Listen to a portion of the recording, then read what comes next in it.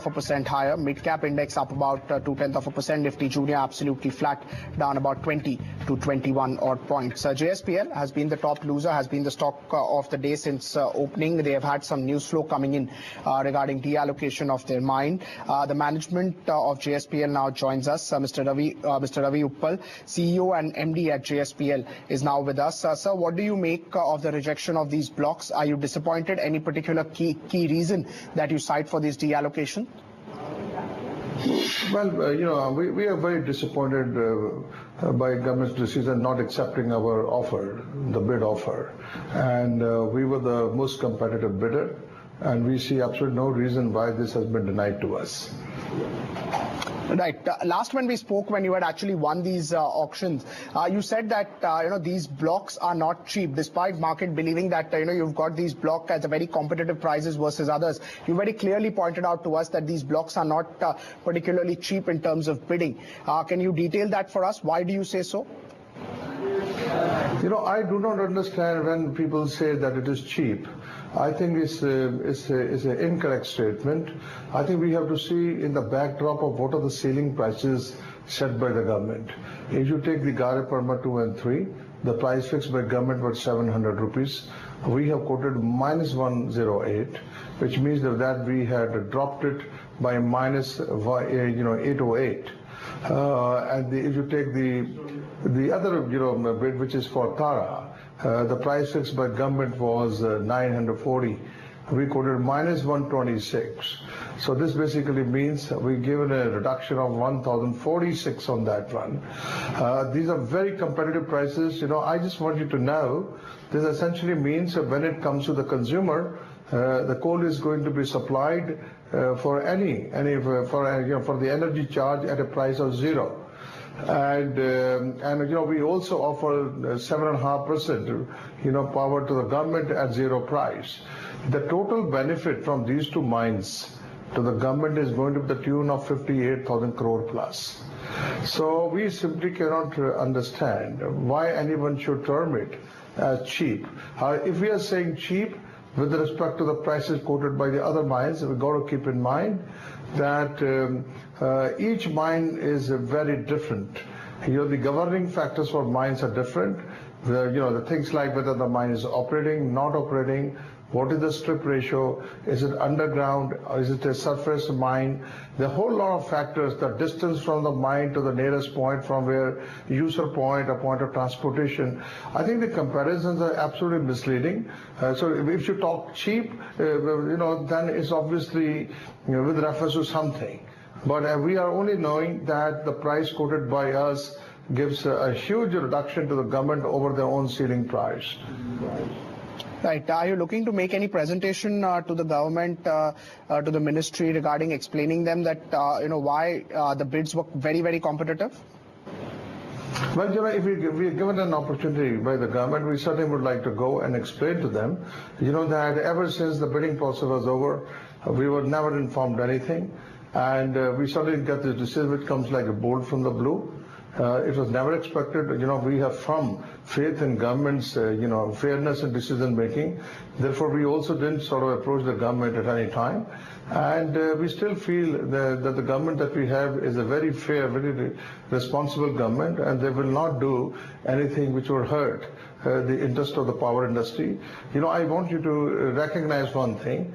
These coal mines that we have quoted for is for the power capacity which is existing. We have nearly 3,500 megawatt of capacity, which is already functioning. So if we do not get any coal for these mines, it's really going to sort of hurt the installed capacity. It will not be functional anymore. So therefore, one has to recognize these facts when any decision is taken. Any communication from the government regarding rebidding? Will you be participating? How will the technical bids go ahead? Will it be same technical bids?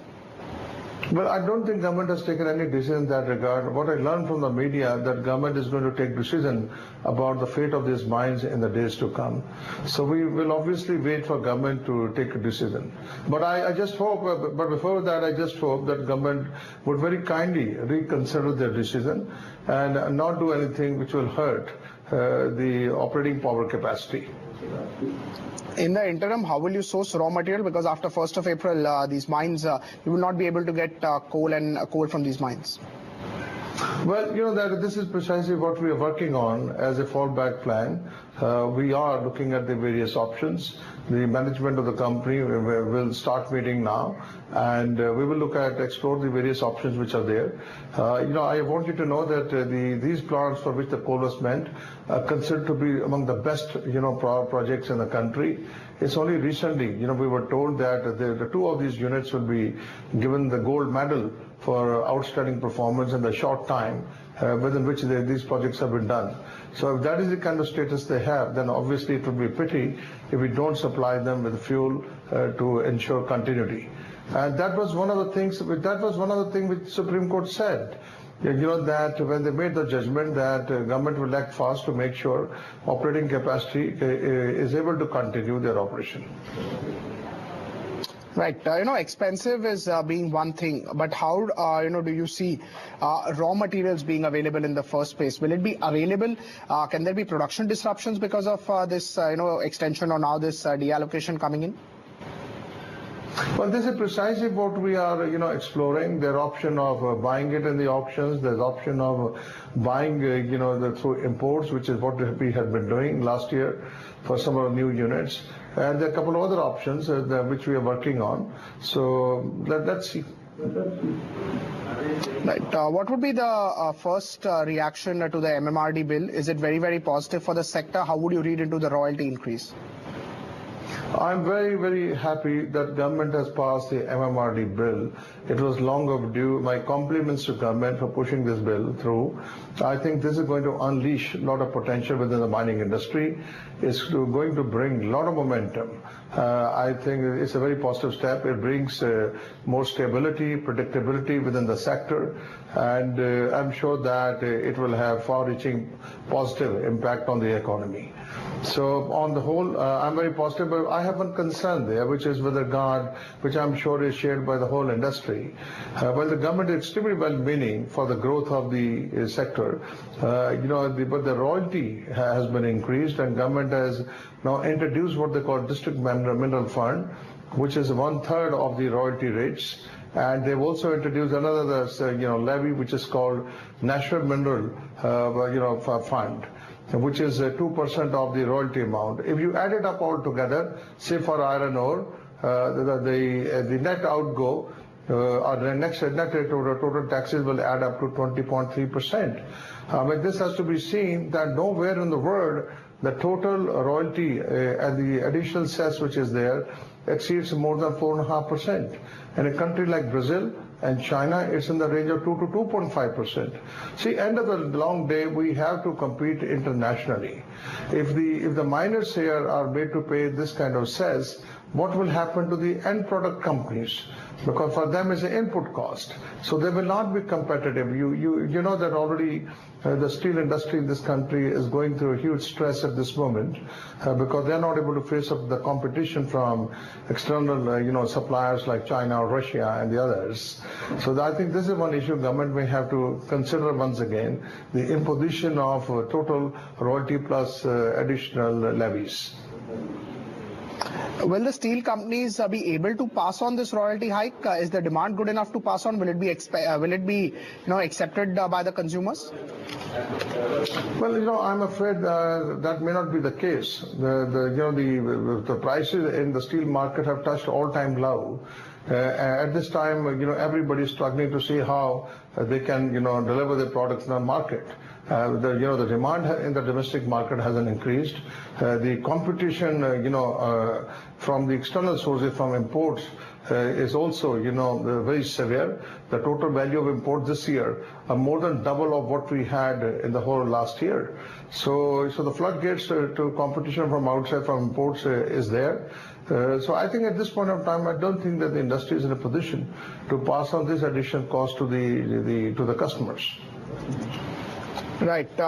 As far as two positive steps are concerned, one would be extending the mining life, and second, would essentially be the deemed extension, because of which it will be extended. How big a positive is this as far as certainty of existing mines are concerned? Certainly, as I said, that it will certainly bring a lot of certainty and stability in the sector, and the kind of interference with regard to renewal of mines, etc., that we saw in the past will not be there in the future. So I think extending the leases to 20, 30, or 50 years definitely a positive step, and it will increase the productivity in the sector and also make the sector more competitive. Barring the fact that about the royalty and the additional levies, I think the rest of the bill is extremely positive.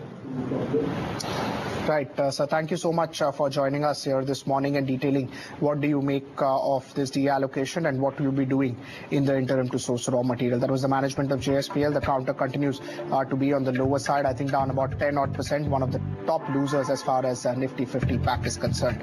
Let's take a break. On the other side, we'll be joined by a banker and a former ED of SEBI to explain us